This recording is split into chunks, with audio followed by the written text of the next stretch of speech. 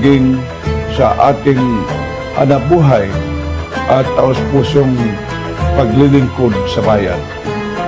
Ang diwa ng Ramadan ay diwa ng pagkakagawang-gawa, katarungan at malasakit, mga haliging mahalaga sa pagtataguyod ng marangal na paggawa at makataong kondisyon sa paggawa.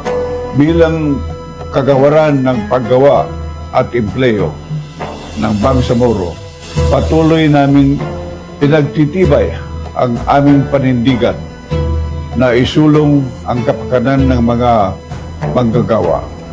Itaguyod ang makatarungang pasahod at malasakit at palakasin ang ugnayan ng pamahalaan, manggagawa at mga employer. Alinsunod sa pagpapahalagang itinataguyod ng Islam. Naway maging makabuluhan at mapagpalang Ramadan ito sa ating lahat.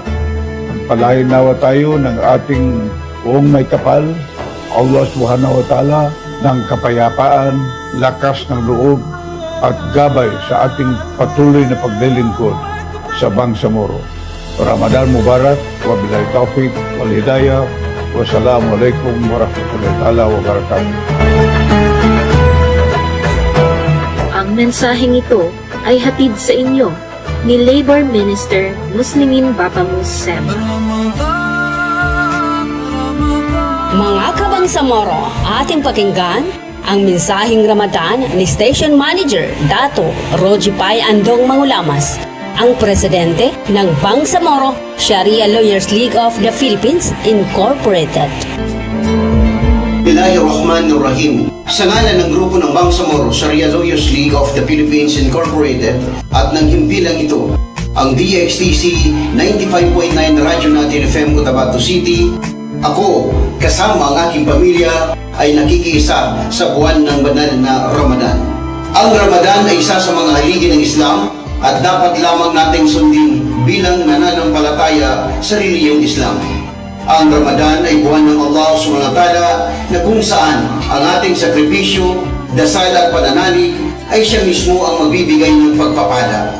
Sa buwan na ito ay ating ipanalangin na tanggapin niya ang ating dasal at kanya tayong kalulugdan na mapasama sa kanyang paraiso sa kabilang buhay, insyaAllah. Mamagayong tanong, huwag kalimutan mo, tiyakapan tanong sa mapya, suingat na Bangsamoro. Wasukran, wassalamualaikum warahmatullahi wabarakatuh.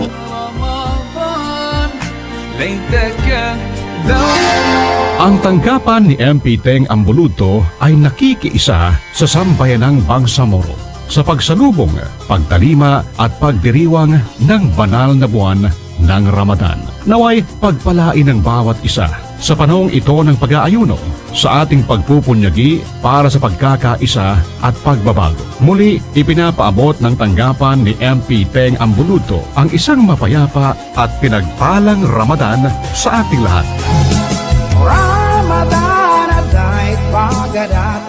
Sumapit na naman ang buwan ng Ramadan. Ito ang panahon ng paglilinis ng ating mga kaluluwa, pagpapanibago ng ating mga intensyon. Naway ang bawat araw ng ating pag-aayuno ay magiging hakbang tungo sa pagiging mas mabuting individual at magdudulot ito ng pag-asa sa ating komunidad. Ang mensaheng ito ay hatid sa inyo ni Member of Parliament MP Abdul Basit Arbinito. Happy Ramadan to all Muslim Ummah! Ramadan na analo zinagatawa Ya Rasulullah Ramadan 1447 message from Ustaz Nurul Am A. Abdullah, Project Manager, Project Salang, Bangsamoro. Bismillahirrahmanirrahim. I extend the warmest greetings of peace and goodwill to all our beneficiaries, partners, stakeholders, and to the entire Bangsamoro community as we welcome the blessed month of Ramadan. Ramadan is a sacred period ordained for spiritual purification, self-discipline, and renewed devotion to Allah.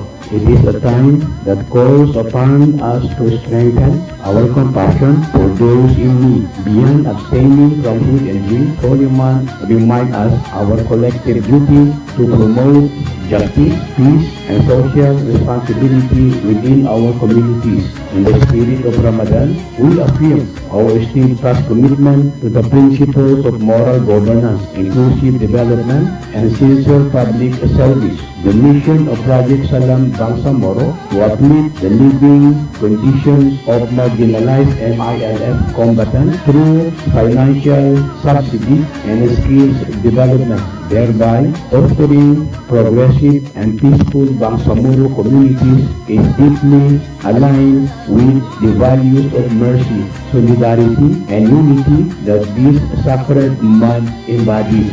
May this blessed month inspire us to carry out our responsibilities with integrity, humility, and accountability, guided by the teachings of Islam and the aspiration of the Bangsamoro people for lasting peace and prosperity. Let Ramadan be a time of reflection, reconciliation, and renewed commitment to the common good. I fervently pray that Allah grant us peace in our hearts, clarity in our purpose, forgiveness for our shortcomings, and abundant barakah in all our endeavors. May He accept our fasting, prayers, and charitable deeds, and may this Ramadan bring lasting peace and prosperity to our communities. Ramadan Mubarak to all. Ramadan message coming from Ustaz Nurul Am A. Abdullah, Project Manager, Project Salam, Bangsa Moro.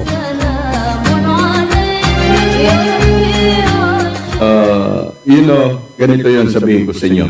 Makinig kayo. Binabati ko po kayo at inanyayahan na makinig dito lang sa himpilang DXTC 95.9 Radyo Natin FM Cotabato City. Maraming salamat po. Sabihin ko sa di magaga.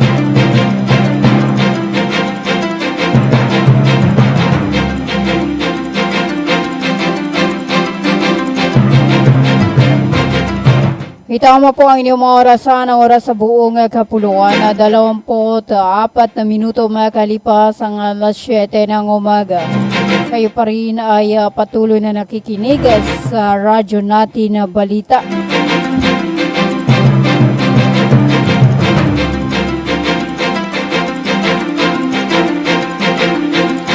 At para sa iba pa nating mga balita, nasa 6.8 milyon halaga ng pinaghinalang shabu ang nasamsam na pinagsanib na puwersa na Philippine Drug Enforcement Agency sa Region 9 at local na pulisya mula sa isang drug dealer na na-intramp noong araw ng Sabado, ika-14 sa buwan ng Marso taong kasalukuyan.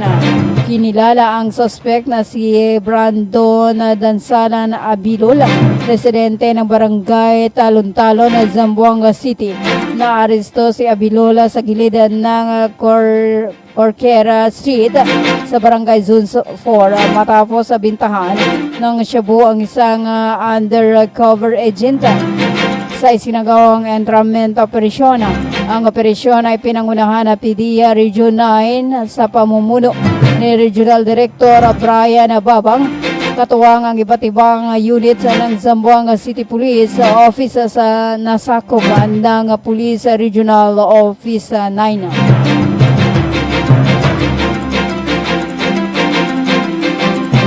Dalawamput 6 na minuto makalipas ang alas 7 ng umaga, abot na sa 95 milyong halaga ng shabu ang nasamsam mula sa isang drug carrier sa isang operasyon ay sinagawa sa Lipatan Port nitong noong araw ng Sabado ng umaga.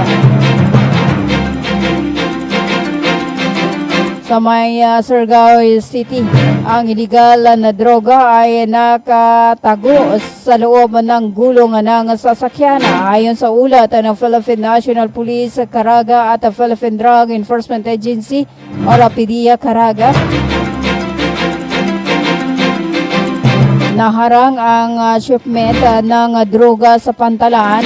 Arestado ang 23 anyos na drug carrier na mula sa Taguig City matapos palibutan ng arresting team na kumpiska mula sa suspek ang 14 na malalaking pakete ng illegal na droga or shabu na may bigat na 14 kilo at tinatayang nagkakahalaga ng 95 milyon na nakuha rin mula sa suspect ang pick-up na ginagamit sa pagdi-deliver ng droga, isang cellphone at ang gulong kung saan itinatago ang kontrabando. 28 minuto makalipas ang alas 7 ng umaga.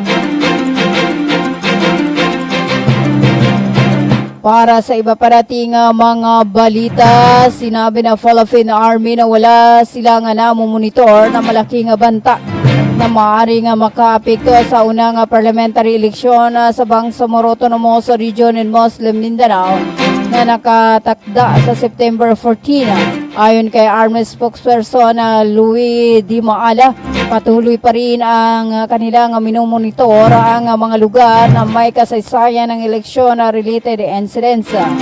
Dagdag pa nito, handa ang hukbo na suportahan ang Commission on Election at Philippine National Police upang matiyak ang ligtas, maayos at mapayapang halalan. Sinabi rin niya nga may sapat na tropa ang hukbo sa rehiyon, kabilang ang mga units sa 1st, 6th at 11th Infantry Division sa Western Mindanao na handang magbigay ng area security reinforcement at rapid response support sa PNP. Samantala, nagpasalamat ang Office of the Presidential Advisor on Peace, Reconciliation and Unity sa mga mambabatas sa pagpasa ng panukalang batas na nagtakda sa BARM election tuwing ikalawang Lunes ng Setyembre. Ayon kay Carleto Galvez Jr., makakatulong ito upang makapaghanda ang COMELEC at may paalam sa publiko ang mga patakaran para matiyak ang mapayapa at kapanipaniwalang halalan.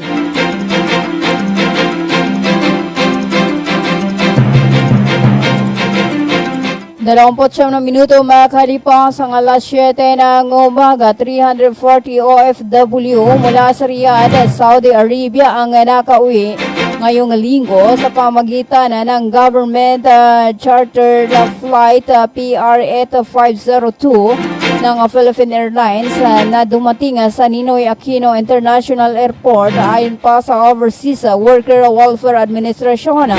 Ayon kay OWA Administrator Patricia Yvonne Kaunan, karamihan sa mga OFW ay tinuturing na distressed dahil sa flight disruption at atensyon sa Middle East. May 16 sa kanila ang naglakbay mula sa Bahrain papuntang Saudi Arabia.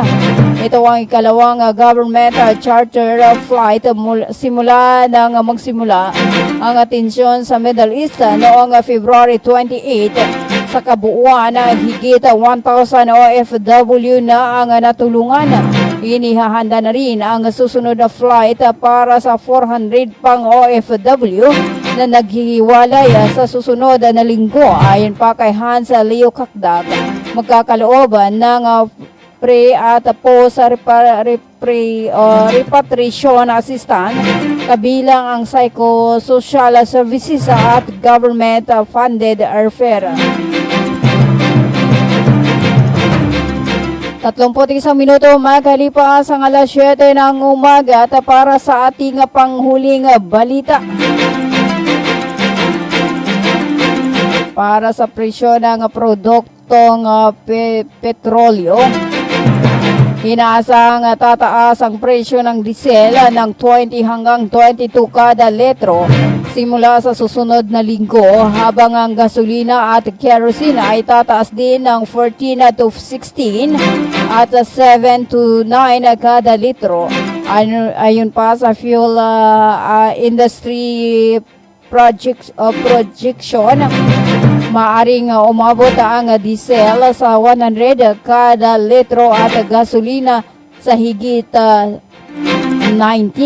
Magkakaroon ng gobyerno ng fuel assistance simula Martes sa mga tricycle drivers kung saan 360,000 na transport operators ang makatatanggap ng 5,000 fuel subsidy. Panghikayat ng ilang mambabatas ang pansamantalang suspendihin ang excise taxes sa petroleum product.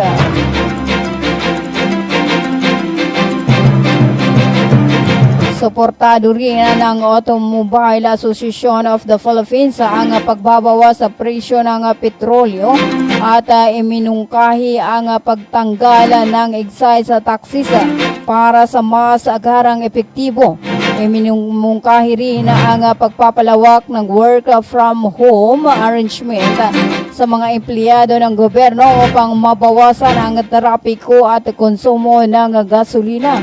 Ayon sa MMDA, bahagyang bumaba ang bilang ng mga sasakyan sa pangunahing kalsada sa Metro Manila sa unang araw ng 4-day work week sa gobyerno. Ngunit magsasagawa pa ng masusing pag-aaral simula ngayong araw. Pinapayuhan ng Department of Energy ang publiko na i-report ang gas station na sobra ang singil habang inaabisuhan ng Department of Trade and Industry ang mga retailers na magmamanipula ng presyo o nag-imbaka ng mahalagang bilihin. 34 na minuto makalipas ang alas 7 ng umaga. Tiyan na po ang kabuuan ng ating radyo natin na balita. At hello po kay Noraida Udasan dyan sa may Lugay-Lugay area. 34 na minuto makalipas ang alas 7 ng umaga. At ang oras na natin sa inyo ng Ministry of Labor and Employment or Molibar sa pamahala ni Minister Muslimin G. Sema at ang kanilang General Director Dato Suraba Butazil Jr. At 34 na minuto makalipas ang alas 7 ng umaga. Maraming salamat po sa pagsama sa akin sa loob ng 30 minuto. Hanggang sa muli sa ganito ring oras sa ating pila na 95.9 na radyo natin FM Cotabato City.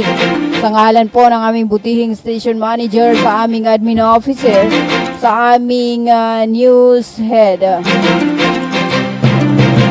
at sa aming mga media technician, ako po ang inyong nakasama, radyo natin Caroline Abbas. Magandang umaga Central Mindanao, tuloy-tuloy sa pagbabalita, tuloy-tuloy sa serbisyo, sama-sama tayo Pilipino at sama-sama tayo Bangsamoro.